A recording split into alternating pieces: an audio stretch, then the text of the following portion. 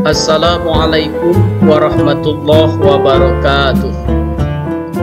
Innal hamdalillahi nahmaduhu wa nasta'inuhu wa nastaghfiruhu wa na'udzu billahi min sururi anfusina wa min sayyiati a'malina may yahdihillahu fala mudhillalah wa may yudlil fala hadiyalah. Asyhadu an la ilaha illallah wahdahu la syarikalah wa asyhadu anna Muhammadan abduhu wa rasuluh. Allahumma salli ala sayyidina Muhammad wa ala alihi wa sahbihi wa man tabi'ahum bi ihsanin ila yaumiddin. Amma ba'du. Qala Allah Ta'ala, a'udzu billahi minasy syaithanir rajim.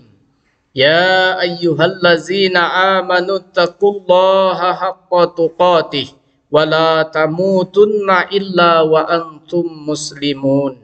Ya ayyuhallazina amanu taqullaha wa qulu qawlan sadida yuslih lakum a'malakum wa yaghfir lakum dzunubakum wa may yuti'illaha wa rasulahu faqad faza fawzan 'azima. Shadaqallahu maulanal azim. Hadirin jemaah salat Jumat yang insya Allah selalu berada dalam naungan rahmat dan hidayah Allah Subhanahu wa Ta'ala. Tak henti-hentinya kita panjatkan puja dan puji syukur kepada Allah Subhanahu wa Ta'ala yang telah memberikan kita nikmat iman dan Islam, karunia yang teramat besar yang Allah karuniakan kepada hambanya. Semoga kita selalu termasuk yang mendapatkan hidayahnya serta berada dalam keadaan iman dan Islam hingga akhir hayat kita. Dan tentunya kita bersyukur kepada Allah atas nikmat berbagai kehidupan yang masih diberikan kepada kita, sehingga pada kesempatan ini kita masih dapat beribadah kepadanya, dapat mengingatnya serta memujinya.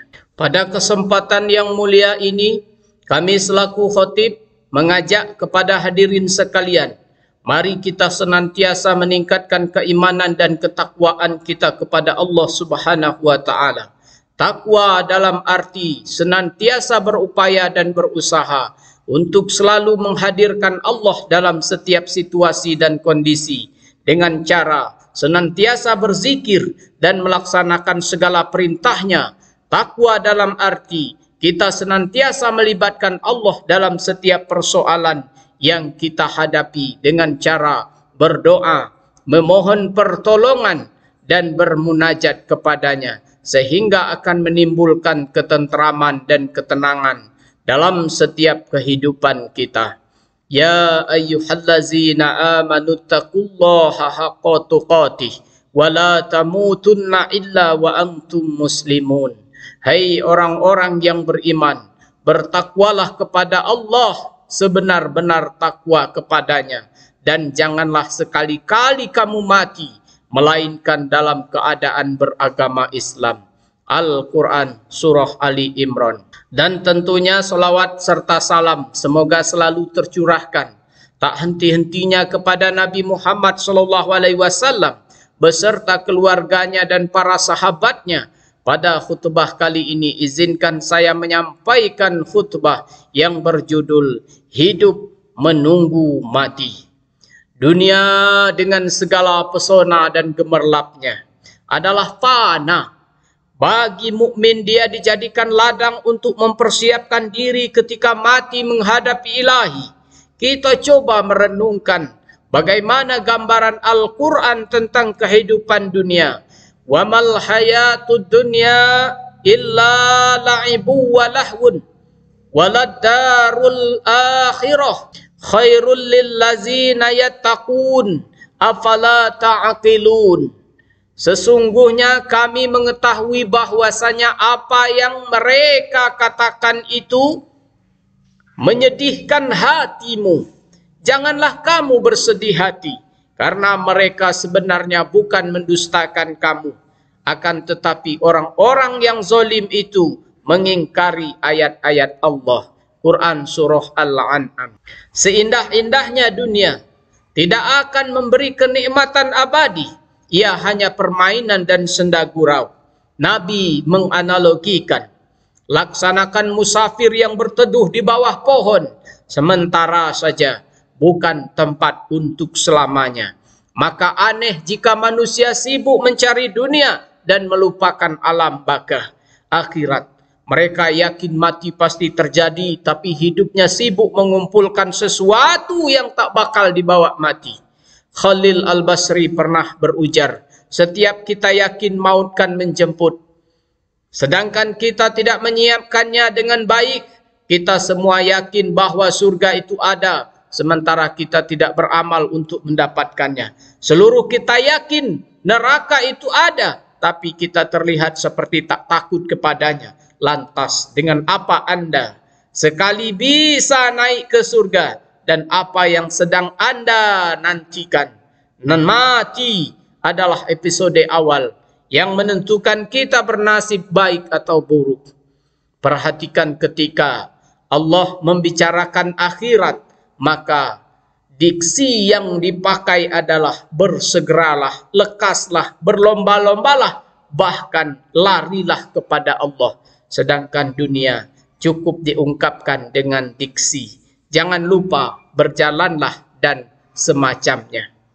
Di dalam hadisnya Nabi mengingatkan manusia agar ingat mati dan mempersiapkannya. Orang yang cerdas adalah orang yang mampu mengendalikan dirinya dan beramal untuk bekal setelah mati. Sedangkan orang yang lemah adalah orang yang mengikuti hawa nafsunya dan berharap-harap kepada Allah agar mengampuninya. Hadis riwayat Hakim. Untuk berbuat baik, menyiapkan bekal menuju kematian, tak perlu menunggu hari esok. Sabda Nabi yang kemudian diberi catatan penting oleh Ibnu Umar. Jadilah di dunia seperti orang asing atau pelintas jalan, dan anggaplah dirimu termasuk penghuni kubur. Ibnu Umar berkata kepadaku, bila di waktu pagi, janganlah kau bisiki dirimu bisa peroleh waktu sore. Dan bila di waktu sore, janganlah bisiki dirimu bisa kau peroleh waktu pagi.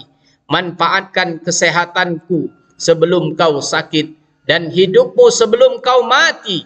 Karena sesungguhnya kau tidak tahu, wahai hamba Allah, siapa namamu esok. Hadis riwayat Tirmizi. Tiada yang tahu kapan bekal mati, maka jauhilah penundaan dan penangguhan. Suatu ketika Hasan Al-Basri berkata, wahai manusia, hindarilah menunda-nunda sesuatu. Aku pernah mendengar bagian orang soleh berkata, kita tidak ingin mati sebelum bertobat, akhirnya kita tidak bertobat sampai mati. Ini adalah akibat menunda-nunda amal kebaikan. Hidup sejati itu menunggu mati. Setelah kematian kita akan menuju keabadian. Demikianlah khutbah yang dapat saya sampaikan. Barakallahu li wa lakum fil Qur'anil azim. Wa nafa'ani wa iyyakum bima fihi minal ayati wa zikril hakim. Wa taqabbala minni wa minkum. Innahu huwas sami'ul alim.